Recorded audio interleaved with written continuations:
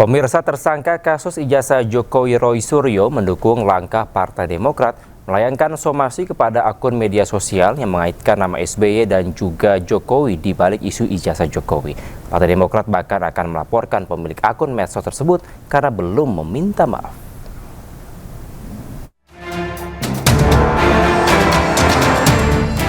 Tersangka kasus ijazah Jokowi Roy Suryo mendukung langkah Partai Demokrat melakukan somasi kepada sejumlah pihak yang dinilai memfitnah Ketua Majelis Tinggi Partai Demokrat Susilo Bambang Yudhoyono.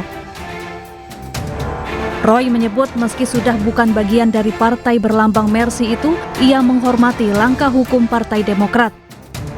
Waktu itu sempat ada orang namanya Sylvester Matutina, buronan yang sekarang sudah terpidana, tapi itu yang pertama kali mengatakan Partai Biru, Kemudian ada juga Ade Kurniawan yang pakai baju biru, Dan kemudian yang lain, termasuk yang sekarang disomasi, oleh partai tersebut. Jadi sekali lagi, dukungan saya kepada partai tersebut itu untuk membuktikan bahwa memang saya sudah tidak ada lagi hubungan dengan partai tersebut secara garis perintah, tapi secara hormat, secara hablum minanas, saya tetap berhubungan baik dengan semua yang ada di situ karena saya tipe orang yang bukan berkhianat terhadap partai yang pernah kami sama-sama saling membesarkan.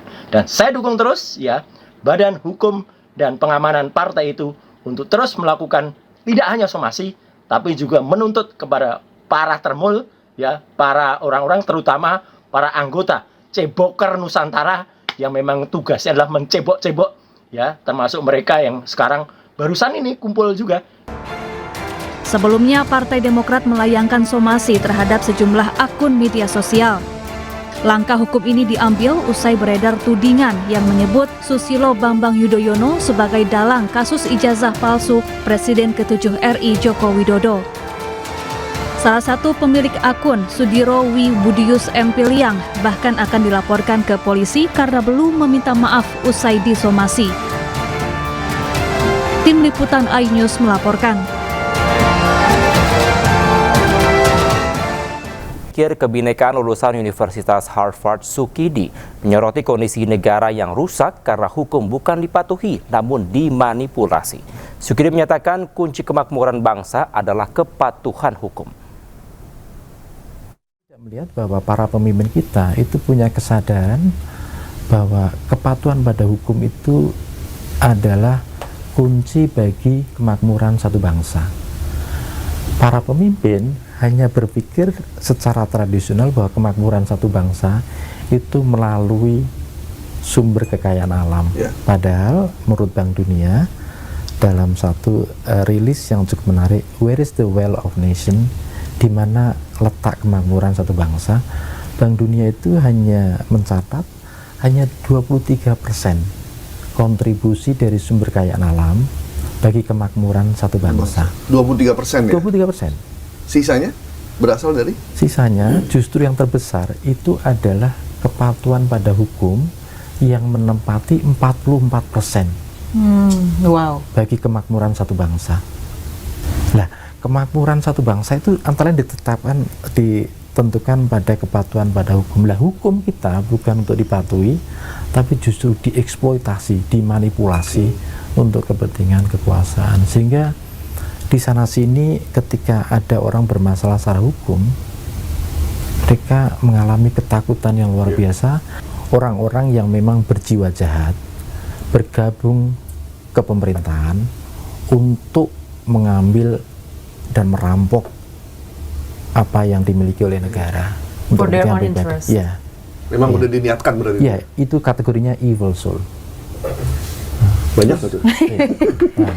Ini kata, jadi berarti ada orang masuk ke politik memang untuk melancarkan bisnisnya, itu evil soul ya? Evil soul. Profi, jadi orang-orang yang memang bergabung ke pemerintahan, memang tujuannya adalah untuk maling. Kita sebut maling aja kali ya? Maling ya. Sehingga, sabar Mas Gaib, sabar. Sehingga Lawrence Lessig ini, profesor di Harvard ini menegaskan bahwa many of us think of government as little more than criminal. Jadi banyak di antara kita berpikir bahwa pemerintah itu tidak lebih sekedar penjahat karena dominasi dari evil soul tadi. Kategori 2 itu adalah apa yang ia sebut sebagai decent people. Jadi sebenarnya orang baik, tapi bergabung pada satu sistem pemerintahan yang sudah buruk, yang salah sudah circle, salah circle nih, circle pertemanan ya, Prof ya. Sehingga orang baik pun akhirnya menjadi buruk karena sistemnya sudah buruk. Jadi sistem kita memang sudah buruk, sehingga orang baik yang mau gabung pun seringkali akhirnya jatuh.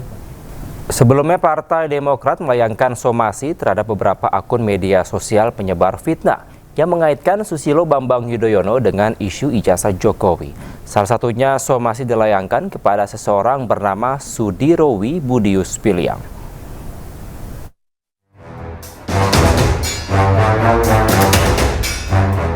Partai Demokrat melayangkan somasi terhadap Sudirowi Budius Piliang lantaran dinilai menyebar fitnah terhadap Partai Demokrat dan Ketua Majelis Tinggi Partai Demokrat Susilo Bambang Yudhoyono.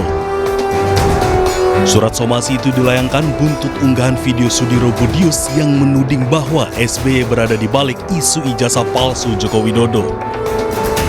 Surat itu diteken oleh 6 advokat dari Badan Hukum dan Pengamanan Partai Demokrat. Juru bicara DPP Partai Demokrat Herzaki Mahendra menyoroti sejumlah tudingan terhadap Partai Demokrat dan Ketua Majelis Tinggi Partai Demokrat Susilo Bambang Yudhoyono terkait kondisi kesehatan SBY hingga tudingan dalang dibalik isu ijazah palsu Jokowi. Menurutnya tudingan tersebut merupakan pengalihan isu di tengah bencana. Belakangan juga muncul misinformasi terhadap Pak SBY, mulai dari rumor terhadap kondisi kesehatannya hingga beliau dituduh terlibat dalam isu pemalsuan ijazah Pak Jokowi. Isu-isu tersebut tidak benar. Sangat disayangkan perhatian kita hari-hari ini malah berusaha dialihkan ke isu-isu politik yang tidak berdasar. Pada seharusnya energi, waktu, sumber daya yang kita miliki, kita gunakan semaksimal mungkin untuk bisa membantu saudara-saudara kita yang membutuhkannya di daerah bencana.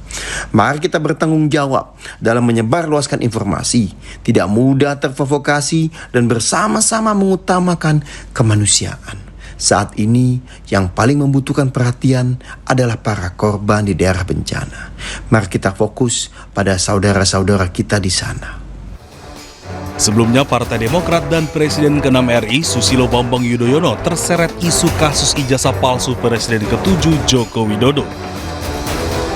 Atas tudingan tersebut, Partai Demokrat membantah dan meminta masyarakat tidak terprovokasi dan lebih fokus pada penanganan pasca bencana Sumatera. Dari Jakarta, Tim Liputan iNews melaporkan.